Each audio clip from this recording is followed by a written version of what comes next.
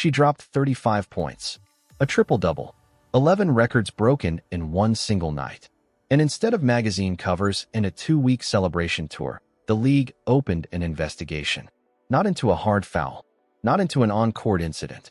Into her fans. Stick with me for the next few minutes, because what's circulating right now about the WNBA and Caitlin Clark isn't a rumor from some anonymous account on Reddit. It's coming from veteran sports journalists with real sources inside real front offices. And whether every piece of it turns out to be fully confirmed or not, the pattern being described is one of the strangest stories in modern professional sports. A league that appears, according to multiple reports, to be quietly uneasy about the single biggest thing that's ever happened to it. I'm going to walk you through exactly what's been reported, what's been confirmed with hard numbers, what remains an allegation, and why. Even if you strip away every unverified claim, what's left is still enough to make you raise an eyebrow. Let's start with the night that kicked all of this off. It was supposed to be an ordinary regular season game. Indiana Fever hosting the Golden State Valkyries. No playoff implications. No title on the line. Just another Tuesday on the schedule. And then Caitlin Clark turned it into something people will be talking about for years. 35 points. A triple-double. 11 franchise and league records broken in a single night. The kind of performance that gets replayed on highlight reels for a decade. For almost any athlete in almost any league, that night ends one way. A victory lap. Feature stories, award buzz, a flood of positive press. Instead, within days, the WNBA announced it was looking into allegations of inappropriate, specifically racially charged, remarks from fans in the arena during that game. Here's the detail that made a lot of reporters raise an eyebrow. The basis for the inquiry wasn't video. It wasn't audio. It wasn't a formal complaint from players, officials, or arena staff. It was social media posts, claims made by anonymous accounts online, some of whom may not have even been at the game. Golden State's own head coach, Natalie Nakase, the coach of the team that had just been beaten by 35 points, the person with the least incentive in the building to defend Indiana's crowd, went on record almost immediately. She said she didn't hear anything improper. What she described was a loud, high-energy arena atmosphere and pointed to a stadium sound effect, a clip commonly used in NBA arenas that, clipped out of context on social media, could be made to sound like something it wasn't. 3 days after opening the inquiry, the league admitted it had no timeline for concluding it. According to reporting from USA Today's Christine Brennan, a journalist who has covered professional sports for decades, not a blogger chasing clicks, sources close to the situation suggested the league wasn't slow-walking this because the facts were complicated.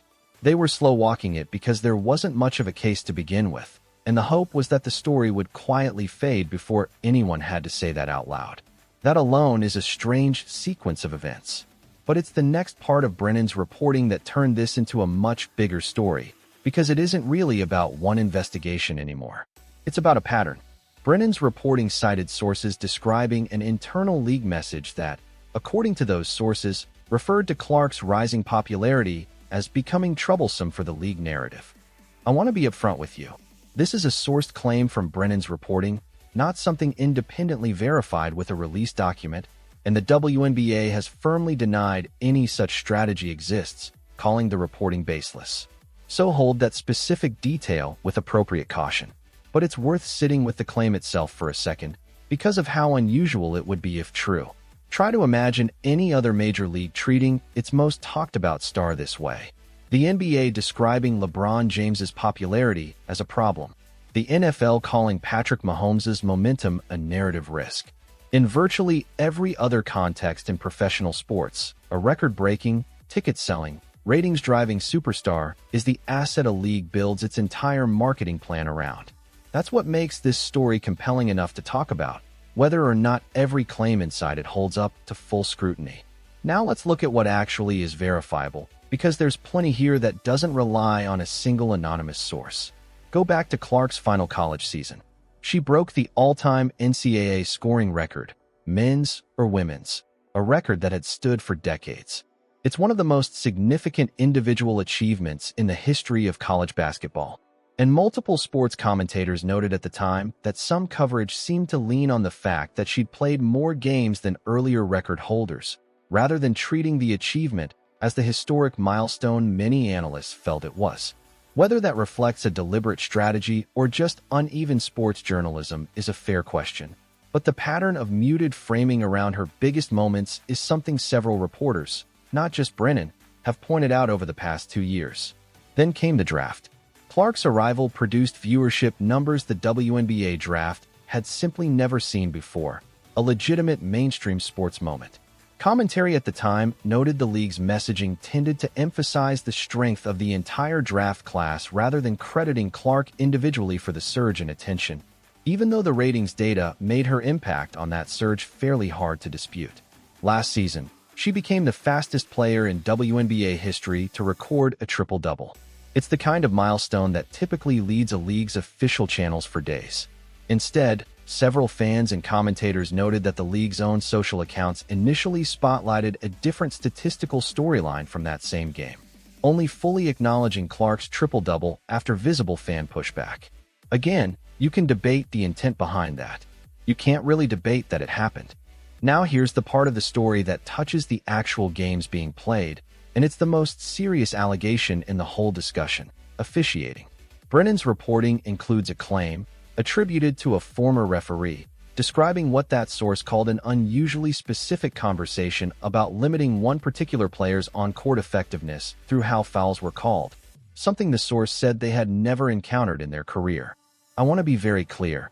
This is a single anonymous source's claim, relayed through one reporter, and it has been denied by the league. It is not proven. Treat it as an allegation, not a fact. What is measurable, though, is the disparity in foul calls. In college, Clark was among the most fouled players in the country, which tracked with her aggressive driving style.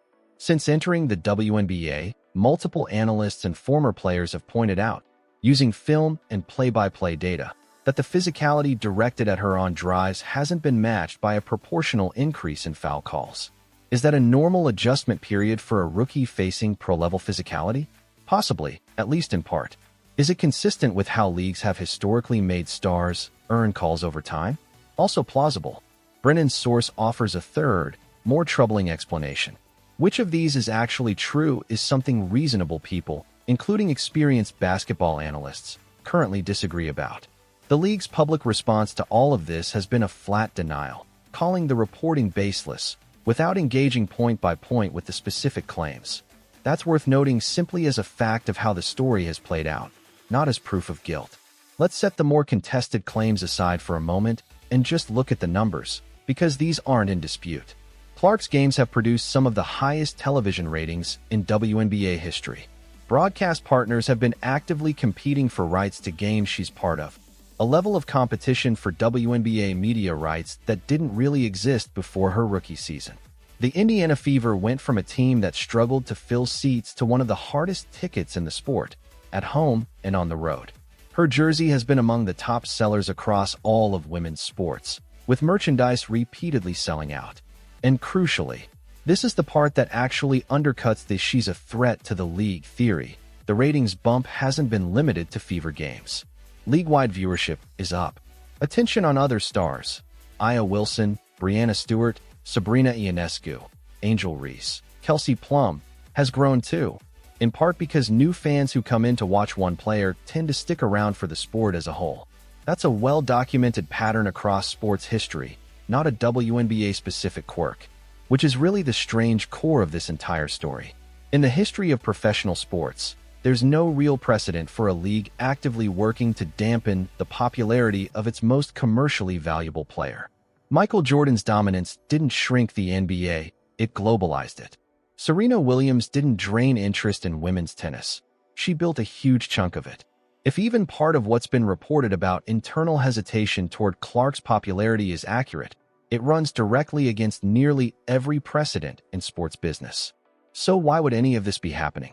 Brennan's reporting points to two possible explanations, and I think it's worth laying both out honestly. The first is a fairly conventional worry. Some officials are reportedly concerned about building the league's identity too heavily around one player, worried that if she's ever injured or steps away, the audience she brought in leaves with her. It's the classic "don't put all your eggs in one basket" argument, and it's the kind of thing a cautious front office might genuinely debate. Whether it's good strategy is another matter.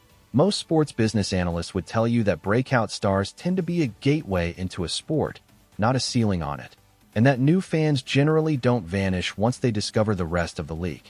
The second explanation is more uncomfortable, and I'll say again, this is reported, not proven, that some people inside the league's culture are reportedly uneasy about who, specifically, makes up this new wave of fans, and whether that shifts the identity of a league that spent years building a smaller, devoted community. That's a heavier claim, and it deserves real scrutiny rather than being repeated as settled fact. But it's part of what's being discussed in the sports media conversation right now, and pretending it isn't would leave out a real part of the story. In the middle of all this noise, a few people said things that were genuinely notable because they didn't have an obvious incentive to say them.